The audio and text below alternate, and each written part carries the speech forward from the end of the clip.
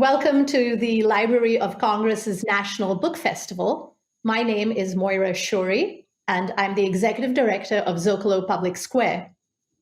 The theme of this year's festival is American ingenuity, and the authors we are speaking with today have used ingenious ways of examining societies in crisis and the journey of democracy. James Robinson is a political scientist and economist and the director of the Pearson Institute at the University of Chicago. His new book, co-authored with Daron Acemoglu, is The Narrow Corridor: States, Societies, and the Fate of Liberty. Jared Diamond is a professor of geography at UCLA, a Pulitzer Prize winner, and he has been awarded the National Science Medal. His latest book is titled Upheaval: Turning Points for Nations in Crisis. Today's conversation is titled How Liberty Flourishes. Speaking of American ingenuity, upheaval, and the fate of liberty, we are at a crossroads of all these factors right now. I am a new American citizen. I was sworn in 2017. I left one democratic framework, the largest democracy in the world, India, and inserted myself into the most powerful democracy in the world, the United States of America. Jared, your book examines moments of upheaval in democracies. How do you define a national crisis? I define a national crisis by analogy with a personal crisis, the crises that all of us experience with the breakdown of relationships and deaths and loved ones. Personal crisis is a situation where we realize that the way we've been functioning no longer works. And by analogy, a national crisis is a situation in which a nation realizes that a basic way that it's been functioning no longer works. An example being Finland had a certain foreign policy towards the Soviet Union. And on November 30, 1939, Finland was invaded by the Soviet Union, making clear that Finland's previous policy was not working. That was a crisis that exploded. There are also national crises that unfold more gradually, such as the breakdown of Australia's White Australia policy. And James, moving to your book, I'd like to set up the framework of our discussion by asking you to define what is the narrow corridor, and how do societies enter this corridor, and how are they washed ashore or exit, and how do they remain inside? So, what is the narrow corridor that you're talking about? Well, the book is really about sort of trying to explain long-run dynamics of political and economic change in society, and it hinges around a sort of the balance of power between the state and society. So you can think of sort of three archetypes of a situation where the state dominates society. You could think of China, or you could think of society dominates the state. That might be a place like Yemen. And in the middle, there's a balance between state and society. And that's where this corridor is. So we emphasize a lot this balance between state and society, but it's that you don't just stay there. Why do we emphasize this narrow corridor where there's a balance? Because that creates a very specific type of dynamics. And it's those dynamics that create liberty in that's the main argument in the book.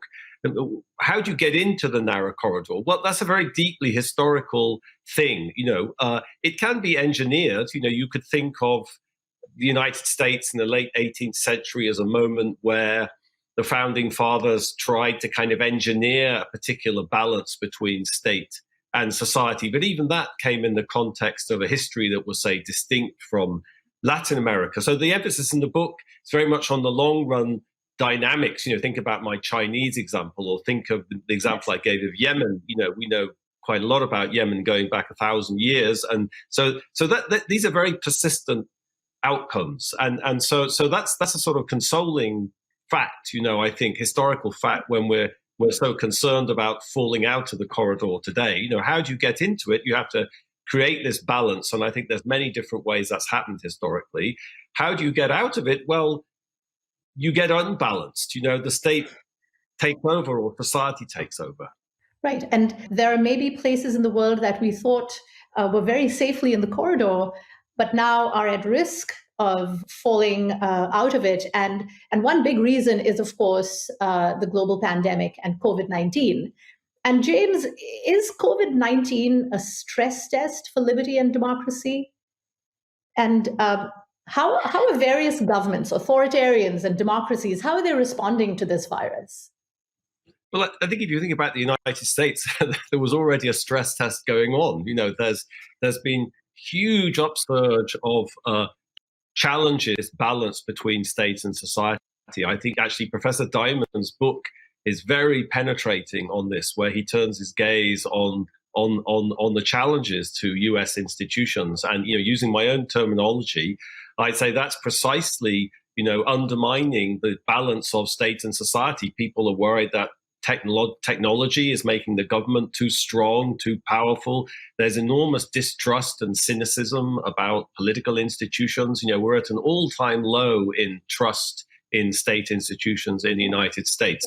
So there was already, the balance was already tottering, and now we've been hit by this crisis, which it seems to have exacerbated many of those conflicts. It's exacerbated inequality. It's exacerbated this disequilibrium between, what we need the state to do and what people will trust the state to do. I think other parts of the world obviously are doing much better. Places, where I'd say the society dominates the state, like Yemen, they have very little capacity to kind of cope with this. They have very poor public health systems. They have massive underprovision of public goods. That's going to be a humanitarian crisis. Places like China, they have this despotic power to kind of lock everybody down and control everybody. But that comes at a price in many other dimensions, as we know. But in some sense, the places which are doing best, places like South Korea, places like Taiwan, places like New Zealand, are places where they're in the corridor. There's immense trust in the institutions, and there's a healthy balance. I think the problem in the United States has been the forces of globalization and inequality and political polarization of the sort that Professor Diamond talks about in his book have sort of made it very difficult to get to that solution that, say, South Korea and Taiwan has achieved, or New Zealand. And wouldn't you say that, this virus seems to be re-entering our societies in different waves? And just when Taiwan and South Korea and Japan seem to have had it under control, maybe the less than ideal examples set by maybe some of the people in other countries who've just wanted to travel and have their summertime fun is causing a resurgence. So there are some bad habits that are leaking out into societies that were very safely in that corridor and responding to COVID-19 in a way that you would expect governments to function that are in that corridor, wouldn't you say, James? Yeah, it's a global problem. I mean, yes, it's a global problem. New Zealand can solve the problem in New Zealand, but it can't solve the problem in the rest of the world. And we were all connected. And I think, that's both a challenge, but it's also a source of optimism, because so many of the problems we face are global, like climate change and global warming. We need global institutions for dealing with that. So I would say that one of the really optimistic ways of thinking about this is it'll just make it so evident how we need more global cooperation and institutions to deal with the challenges that the planet faces. And Jared, I'd like to bring you in here because we've been talking a little bit about the concept of a natural experiment, and what do you see is a natural experiment? How do you think about it, and how are institutions of democracy faring when we're all undergoing this simultaneous natural experiment? I'd like to say two things about that, Moira. One is that my background is not as a geographer or historian, but I was trained as a physiologist, specifically as a gallbladder physiologist, as a specialist for that small organ nestled against the liver. And for 40 years, I taught medical students. Well, as a gallbladder physiologist, the way that I learned about how the world functions was not the way Jim does now and I do by comparing different countries, but I manipulated gallbladders. I dipped them in solutions with potassium or without potassium. Those are manipulative experiments, and they're very effective ways of reaching unequivocal conclusions because you know what the change was. But when I switched over to geography, I could no longer manipulate countries. I could get unequivocal answers to the state of democracy in the United States if I were to draw a line down the Mississippi River, and then every state east of the line I commanded would have a Republican government. Every state west of the line would have a Democratic government. And then the tier of states along bordering Canada would have dictatorships. But we can't do that. Instead, Jim and I have to deal with what's thrown at us. But there's a lot of variation thrown at us. And an example, following up on Jim's point about the different ways that countries have dealt well with COVID. As Jim pointed out, some of the countries that have dealt well include countries like New Zealand and South Korea, democracies. But a country that has done extremely well is Vietnam, which is not a democracy at all. I believe that Vietnam has had 0 deaths. Why has Vietnam dealt well? Well, there are reasons. Vietnam got shocked by the predecessor of COVID, namely the 2002 SARS epidemic, which again broke out in wild animal markets, just as did COVID. And lots of people got killed in Vietnam. So in Vietnam, when they heard that there was another disease emerging from the wild animal markets in China, there was an instant reaction. In Vietnam, with its strong government, it's not the case that if you contract COVID, you are quarantined in your house. Instead, you're taken out of your house, you're put into another facility, and your companions in your house are then put on lockdown, and there's tracing. Well, Vietnam, as a strong government, is very good at tracing. The result is that in this very undemocratic way, Vietnam has arrived at an effective solution. This then illustrates COVID is a vicious natural experiment. It's a perturbation, like me dipping my gallbladders in potassium solutions. Lots of gallbladders got dipped in potassium, but in this case, lots of countries got exposed to COVID. And Brazil has reacted one way. Within the United States, Florida has reacted one way, and Massachusetts another way. So we have a massive natural experiment. And so much of the reaction and the response also has to do with the compliance of citizens. And what has that revealed about how citizens respond to instruments of government and maintaining some semblance of national health? What does that reveal to you, Jared? A great natural experiment again, and I see the different ways that it plays out from the different countries in which I've lived. I was living in Germany on the day that the wall was erected. Germany is the foreign country with which perhaps I'm most closely involved. Germans are disciplined when the government tells them to do something, and nowadays they have a democratic government. By and large, people do it. In the United States has this history of individualism, of not doing what the government wants us to do.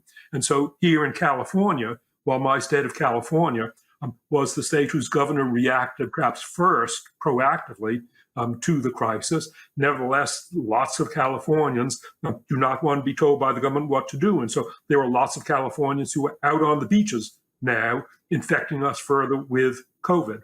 So the natural experiment illustrates itself within the United States. And James, I'd like to ask you, we've been talking about societies in this narrow corridor. Do you think COVID is the crisis, or do you think COVID is revealing deeper problems that existed before, problems of inequality that are being brought to the forefront by COVID? And how do you think societies are reacting? Yeah, I mean, I think it's doing both. I think it's exacerbating problems of inequality, which were already very challenging. It's somebody like me or Professor Diamond, we can sit at home, we can teach our classes on Zoom, we're not unemployed, we can isolate ourselves from society. This is, high education, well-educated people can do that. Poor people have to go to work, they can't deal with their children, because the schools are closed, they face unemployment risk.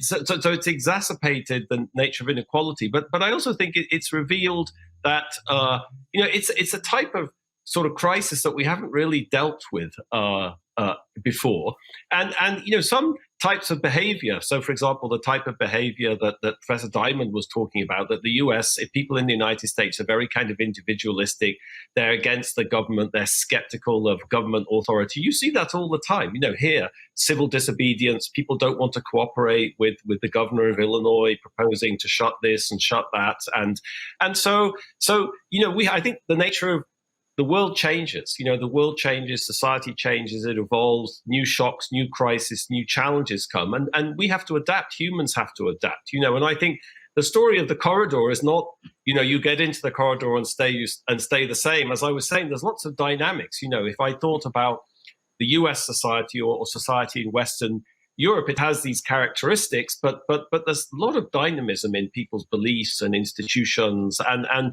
I think this shows that, maybe we have to change. We have to change the way we act. We have to change the way we relate to each other. We have to be less individualistic and worry more about the consequences of our behavior for other people, and maybe that will spill over into other domains. So I think both of those things, it makes these problems worse, but also it shows that there are new problems we didn't understand before. We have to adapt to those, and we have to change the way we operate. I think the big picture, I study Latin America a lot, for example. And, if I thought about the evolution of the United States over the last 200 years compared to Latin American countries, which all became independent more or less at the same time, I'd say the way that things were organized in the United States has been quite a success relatively.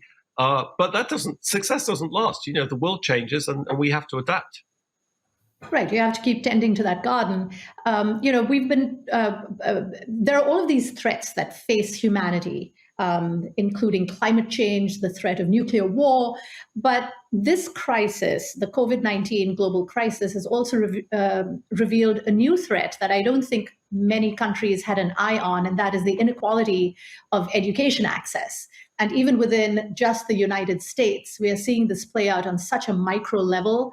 In the news, we hear that parents are organizing into education pods and hiring teachers where school districts are remaining closed. But that really is going to lead to a huge inequality of education access. And that's the generation we're hoping is going to solve all these problems that we're handing them. So how do you, as social scientists and people who write about how nations address crises and how they solve problems, Jared, do you see any silver lining to the education inequality as it's revealing itself today, and how COVID might be a way to fix that in a very deep systemic way?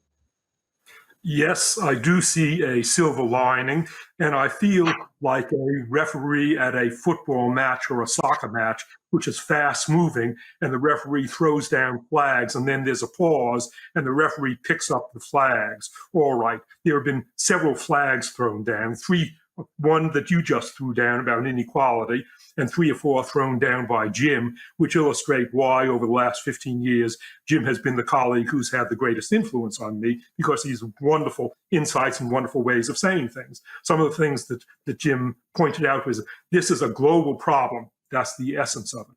It's a type of crisis we haven't dealt with before. That's the essence of it. We have to change. That's the essence of it. So what is new? Yes, this is a global problem, but as you point out, we've had other global problems. We've had the problem of climate change, of unsustainable resource use, the global problem of inequality, the global problem of the risk of nuclear war. But none of these global problems, interestingly, have galvanized us the way that COVID has galvanized us. Why? The reason is that COVID kills you quickly within a few days, and if you die of COVID, there's no doubt that you died of COVID. All right, in the worst case scenario, 76 million people may die of COVID. Far more people risk dying of climate change and unsustainable resource use. But when you die of climate change, it's not within 2 days, and you don't say, my mother died of climate change. You say, my mother died in a tsunami or of starvation or of the other consequences of climate change. So climate change has not galvanized us. It hasn't caught our attention. Instead, COVID this relatively minor problem compared to climate change has galvanized us and caught our attention. And therefore, I see a silver lining. I'm cautiously optimistic. If we succeed in solving COVID, because COVID is a global problem, as you say, COVID has to be solved by global action. If New Zealand solves its own COVID problem, New Zealand will just get reinfected by other countries. The whole world has to solve its COVID problem. So for the first time, we have a global problem that catches our attention. Maybe it will get the world to recognize that global problems require global solutions. And having solved COVID in the next year or two, then we'll go on to solve the really important problems of climate change, inequality, and unsustainable resource use. That's why I'm cautiously optimistic. And what I'm seeing playing out in my children's generation, and this is something that UCLA has brought to the forefront, Jared, your home institution, the grand challenge. And one of the grand challenges of the university is to address depression, which is I believe it is at a pandemic level amongst young people and teenagers on a global scale, because they're overwhelmingly terrified about climate change. They feel that there's no solution, that we're not giving them the tools to fix it, that we've hamstrung them. And so this is the generation we're expecting to solve our problems. And James, as you've illustrated earlier, you've talked about how it does come down to the individual, and societies change and evolve. They don't just enter this corridor and sit there counting their blessings. They have to keep evolving. And there's this young generation that already is confronting depression and anxiety, and now they have to be in self-isolation and locked away from their peers.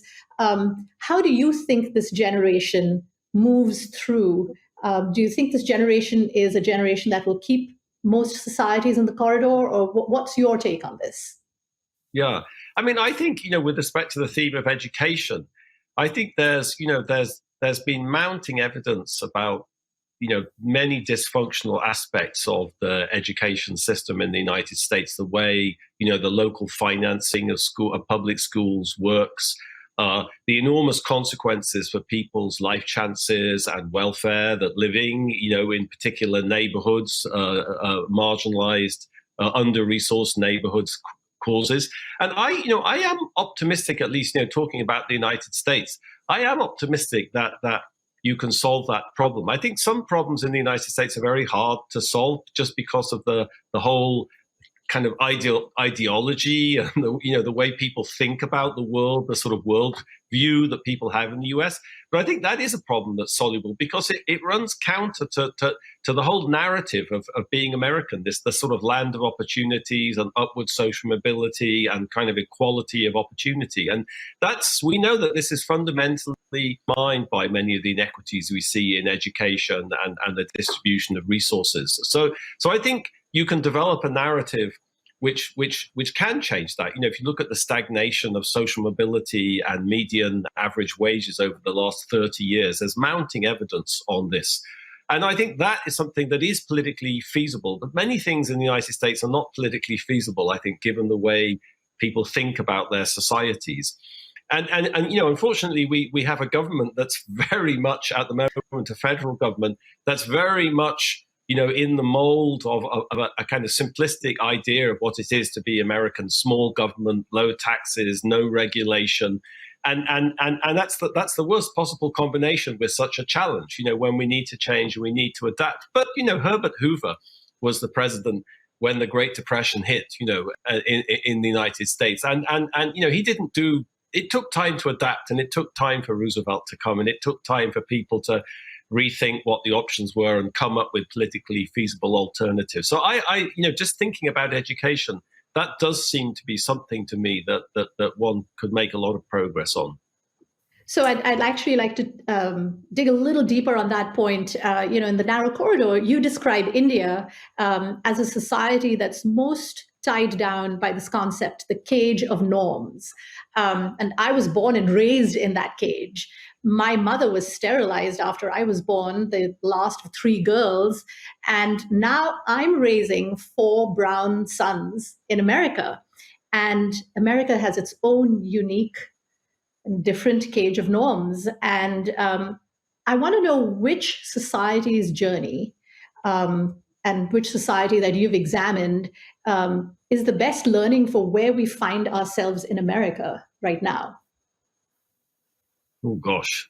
I mean, I think, different societies have different histories and they have different problems. If you went back 200 years, Colombia or Peru, or, they faced similar types of problems that the United States faced. And they were much less successful at solving those problems or coming up with a set of institutions or a social contract that would deal with those problems. If I thought about India, I mean, I'm not a scholar of India, but what we emphasize in the book is that what's so fascinating about India is it has this enormously deep history of democracy. If you go back to the days of the Buddha, there was participation, there was accountability. There's an enormous history of kind of citizen and popular participation in governance, which is a crucial part of getting into the corridor.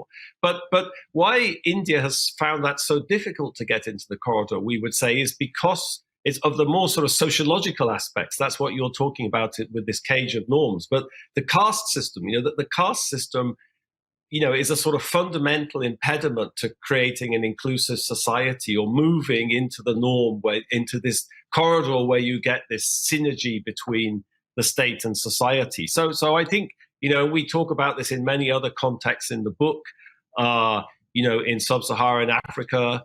In the United States, you have the same thing too. You have the norm that, people who are, poor or people who are unemployed or, they're really to blame for their predicament. There's this sort of norm that, if you work hard, you'll be successful. And so failure is due to your own personal inadequacies, and we know actually that's not true, in terms of economic research, but it's very much the ideology in the United States.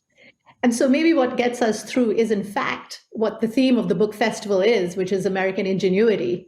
How do you think COVID-19 and how do you think our response to it can make democracy stronger in the United States, but also in parts of the world where people are really fighting for democracy? Do you think COVID-19 has an opportunity, has opened a door to strengthen democracy?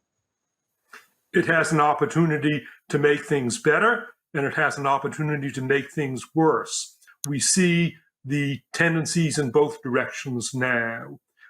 The essence of COVID is that it's a global problem. As I mentioned, for the first time in human history, we recognize that it's a global problem that demands a global solution. Every country has to solve its COVID problem, because if COVID remains in Zaire and is eliminated everywhere else, the world will get reinfected. So in the worst case, there's already competition. Face masks got sent to Europe, and there was a scramble between France and Russia and Israel and Sweden to buy those face masks.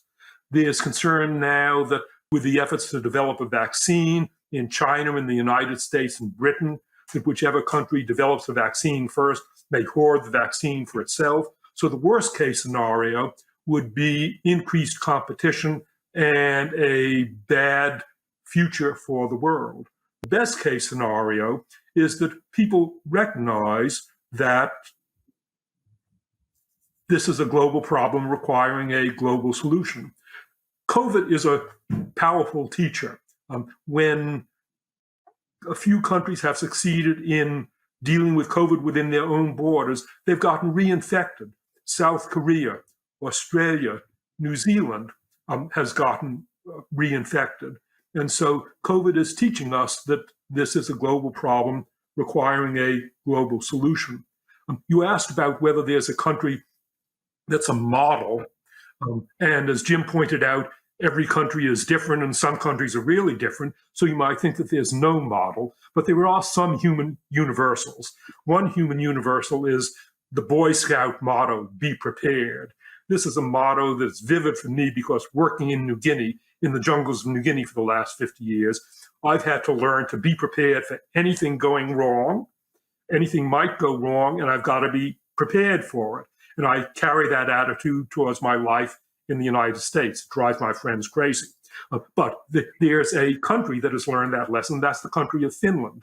Finland, because of its experience in World War II, when its paths to the outside got cut off, the Finns realized we have to be prepared for anything. And so I have a friend in Finland who's on the Finnish government commission that meets every month, thinks of everything that could go wrong and prepares for it.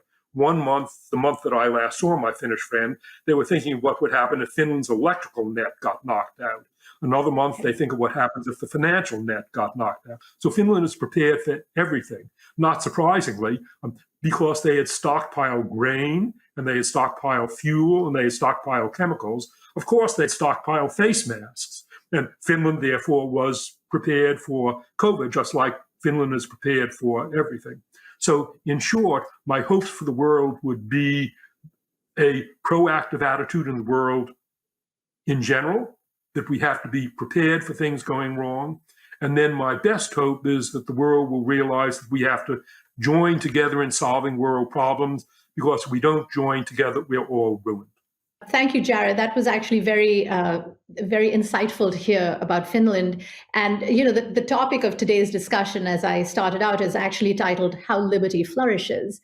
And James, I'd like to end with you. Can liberty flourish again? Here we are all, feeling like we're prisoners in our own vortexes, and that if we meet a friend or, take our dog for a walk, we're going to be infecting people. And that really has been crushing our personal sense of liberty. So can liberty flourish again? And what do you think are some of the positives that can come out of this?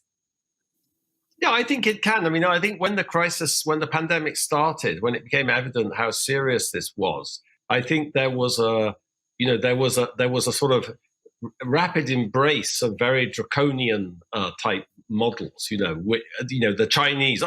China can just sort of lock everything down, and that's exactly what the epidemiologists think is a good idea.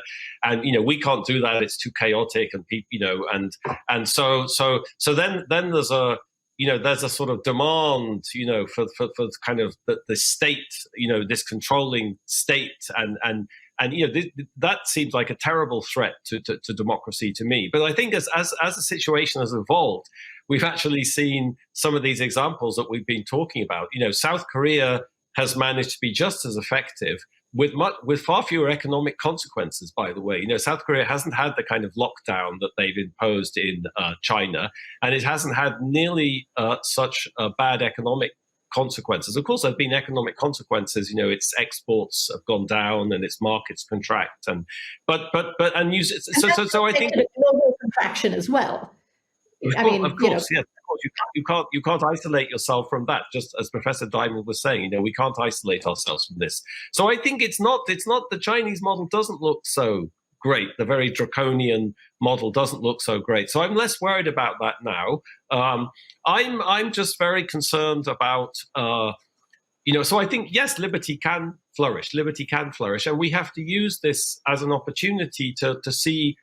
To reflect on the problems of our society. We haven't talked about the enormous problems of public health care, in this country, the fact that millions of people don't have health insurance. This is an enormous crisis, and if somebody is sick, I can't isolate myself from that, and so that's also maybe it'll help us reflect on the absence of basic public goods, that we all need in this society, of insurance for poor people, and so that's something else that I think could come out of this, because what liberty can you have if you don't have health or access to healthcare?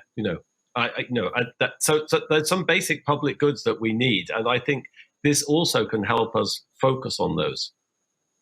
Right, and so I'd like to actually bring our discussion to a close on that hopeful note that we do have countries and forms of government that are responding well to the needs of its citizens. And we've revealed that inequalities in the world, places that face inequality are facing much greater impact, the negative impact of COVID-19.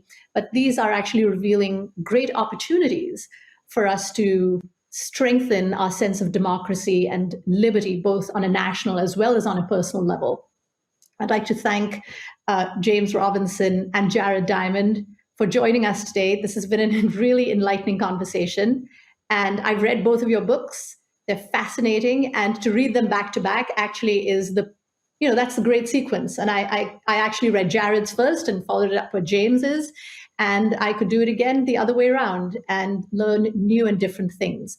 So thank you for dedicating so much of your time for this discussion today. And thank you for joining us at the National Book Festival. Thank you, all of you, for joining us virtually. I would like to have been with you in person, but this is the next best. Thank you for joining us today. Thank you very much for joining us, and I look forward to attending the National Book Festival in person in the future.